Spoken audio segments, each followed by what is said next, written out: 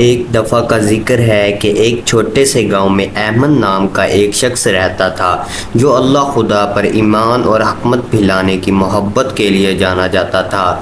لوگ پیار سے اسے اللہ ولی یا اللہ کے مقرب کہتے تھے۔ وہ اپنے علم اور اپنی مہربان شائستہ طبیعت کی وجہ سے بے حد احترام کرتے تھے۔ گرمیوں کے ایک شدید دن احمد نے اپنے ساتھی گاؤں والے سے ملنے اور کچھ روحانی بصیرت کا اشتراک کرنے کے لیے گاؤں میں سیر کرنے کا فیصلہ کیا۔ چلتے چلتے اس نے دیکھا کہ سڑک کے کنارے ایک بڑا پکا تربوز پڑا ہے۔ اس نے اسے اٹھایا، یہ سوچ کے کہ یہ کسی ایسے شخص کے لیے ایک تازگی بخش تحفہ ہوگا جس سے وہ راستے میں ملا تھا۔ ابھی وہ اپنے راستے پر چلنے ہی والا تھا کہ قریب ہی چھپا ہوا علی نام کا ایک شرارتی لڑکا چھلانگ لگا کر باہر آیا اور احمد کو چونکا دیا۔ علی اپنی چنچل اور شرارتی طبیعت کے لیے جانا جاتا تھا اور وہ دوسروں پر مذاق اڑانا پسند کرتا تھا۔ مذاق کا موقع دیکھ کر علی نے طنزیہ لہجے میں کہا، احمد، جب تم اس تربوز سے بات کرتے ہو تو تم اللہ کے اتنے قریب ہونے کا دعویٰ کیسے کر سکتے ہو؟ کیا یہ تمہیں سمجھتا ہے؟ احمد گرمجوشی سے مسکرایا۔ علی کی طرف سے اس کا مذاق اڑانے کی کوشش سے پریشان نہیں ہوا، اس کے بجائے اس نے نرم لہجے میں جواب دیا، میرے پیارے علی، اللہ کے مخلوق ہمارے چاروں طرف ہے اور وہ ہماری ہر بات اور عمل سے باخبر ہے۔ حالانکہ یہ تربوز شاید میری بات نہ سمجھے، لیکن مجھے یقین ہے کہ اللہ ہماری گفتگو سن رہا ہے اور کون جانتا ہے کہ اللہ ایک دن اسے بولنے کی توفیق عطا فرمائے گا۔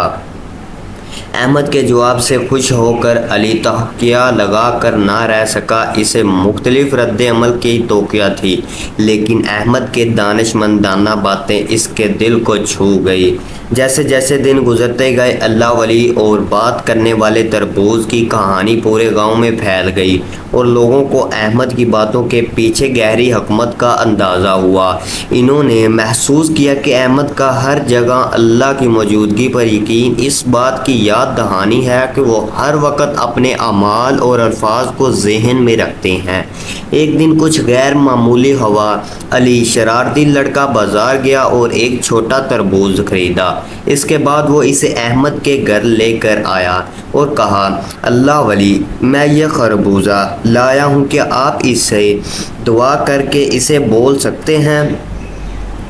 احمد علی کی درخواست پر قافیہ لگایا، لیکن دعا کرنے پر راضی ہو گیا۔ اس نے ہاتھ اٹھائے، آنکھیں بند کی اور اللہ سے مخلصانہ دعا کی۔ اس نے اس عاجزی تربوز کو بولنے کی صلاحیت عطا کرنے کے لیے اللہ سے رحمت اور برکت کی درخواست کی تاکہ یہ دنیا کے ساتھ اپنی حکمتیں بانٹ سکے۔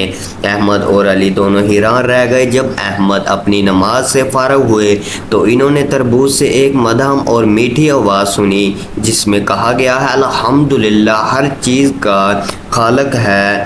علی حیران رہ گیا اور اس کی آنکھوں میں آنسو آ گئے۔ اس سے احمد کی ایمان کی گہرائی اور اس کی باتوں کے پیچھے چھپی حقیقت کا احساس ہوا۔ اس لمحے سے علی کی شرارتی فطرت ایک سوچنے سمجھنے اور احترام میں بدل گئی۔ بات کرتے ہوئے تربوز کی خبر جنگل کی آگ کی طرف پھیل گئی اور آس پاس کے دیہات کے لوگ اس معجزاتی واقعہ کو دیکھنے کے لیے آئے۔ احمد اپنی عاجزانہ فطرت کے مطابق اس نے کبھی بھی معجزے کے سہارا نہیں لیا۔ اس نے ہمیشہ اس بات پر زور دیا ہے کہ یہ اللہ کی مرضی اور رحمت تھی جس نے تربوز کو بولنے دیا۔ وہ نہ صرف بات کرنے والے تربوز کے لیے بلکہ اس حکمت اور روحانیت کے لیے بھی زیارت کا بن گیا جیسے احمد اللہ والے نے مجسم کیا۔ لوگ رہنمائی اور ترغیب کے لیے آئے اور احمد اپنے قول و فعل کے ذریعے بہت سے لوگوں کی زندگیوں اور دلوں کو چھوتا رہا۔